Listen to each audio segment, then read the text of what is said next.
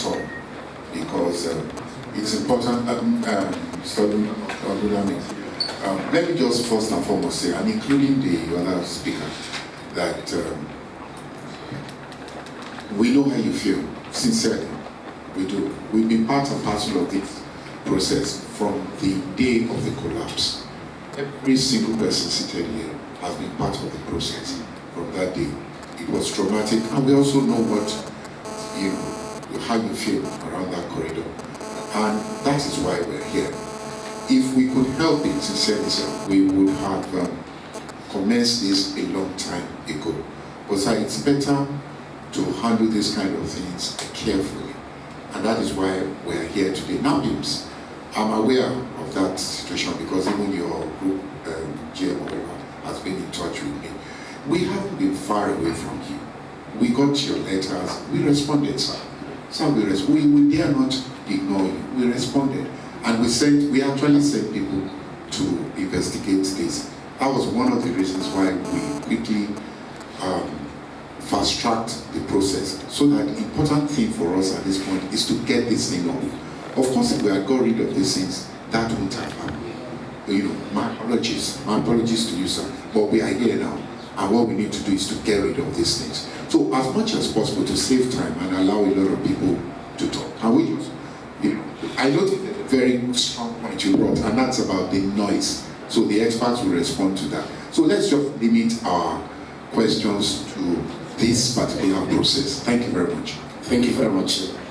So, sir, can we, with your permission, sir, can we ask the MD to respond to a few questions so that it's not crowded with information dissemination? So, let's respond and address the issues that have been raised. Thank you. In terms of the noise of the saw blades, what usually contributes to that noise is when you're using dull blades. Please use the mic very well, sir. As long as the blades are sharp, the noise is less.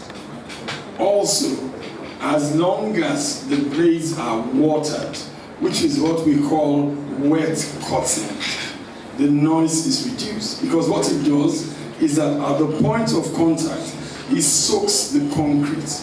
And when concrete is wet, it is less resistant to cutting. So the methodology is to ensure that we replace our blades as quickly as possible so that when the blades are sharper, they cut through with reduced decibels. You will hear some sound, and that's why we're doing strictly 9 to 5. After 5 o'clock, we're winding down.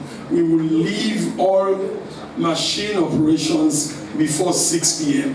when people are back at home, because we know that largely it's a residential community.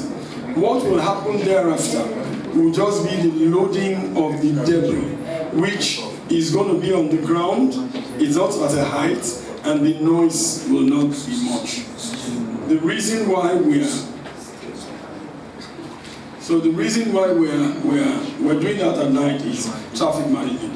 And then when it comes to the medical aspect, we have an army, so to speak, backed strongly by government to take care of emergency response. So I didn't go into it because of time management, but you can be sure that we have all of that put in place. So there will be some screeching noise, but it will be 9 to 5, and then we will reduce the noise by ensuring that we use sharp cutters. That's essentially the technicality behind noise management. And when it comes to talking, we have only 4 people on.